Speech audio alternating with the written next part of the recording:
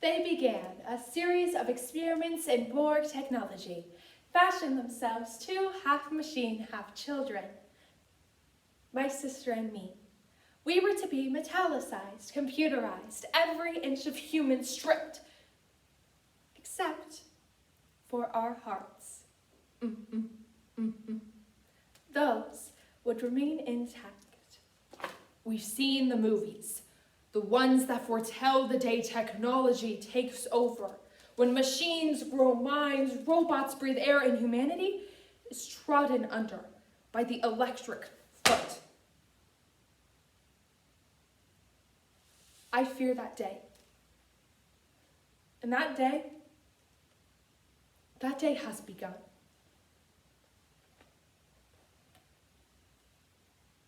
Since the birth of the internet, our society has had a seemingly instinctual desire to plug in and disconnect from reality. Because of the increasing amount of time we spend looking at our screens and the dwindling amount of effort we put into genuinely involving ourselves, it seems as though we're losing our inclination to converse and mingle with others in real life. This is denouncing an essential part of being human. Although we may view this automation as a means to better connect us, it can often leave us feeling more alone than ever. With the poetry, Cyborgia by Mark Groen, Technology Takes Over by Brianne 26, and Still Electric by Guante. A program on the takedown of technology. They began to see how mechanical we had become without killing us.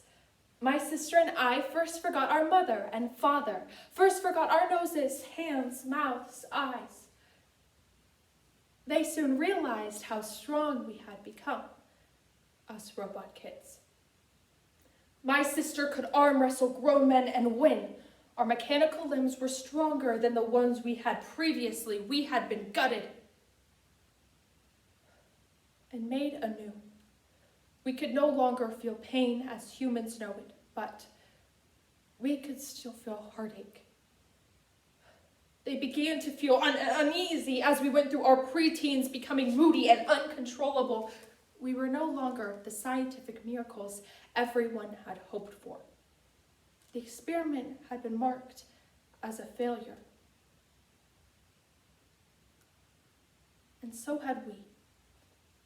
I've been ripping cables out of me. I used to run in wet boots all afternoon. I've been ripping cables out of me, making room for dead leaves. Welcome home, son. Both my dogs died this year.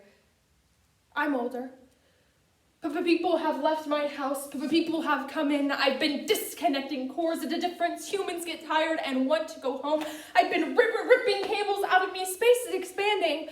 I can't prove it, but it is. Truth is deeper than probability. The great cord that connected me to the center of the earth was cut, leaving only my roots. I've been ripping cables out of me, making room for soft spots. Look at, I'm dying too. I die more. I smile greener every time I rip a cable out of me. We were led into a dark room, my sister and me, told to remove our shirts, our control panels exposed. They entered a series of complex combinations. My metal felt hot as my hard drive sped up to match his commands. My left arm went numb as my circuits were switched off.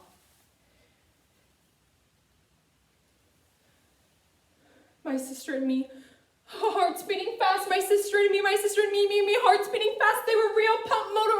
My sister began to beep, beep, beep, loudly in the hands of the man standing next to me.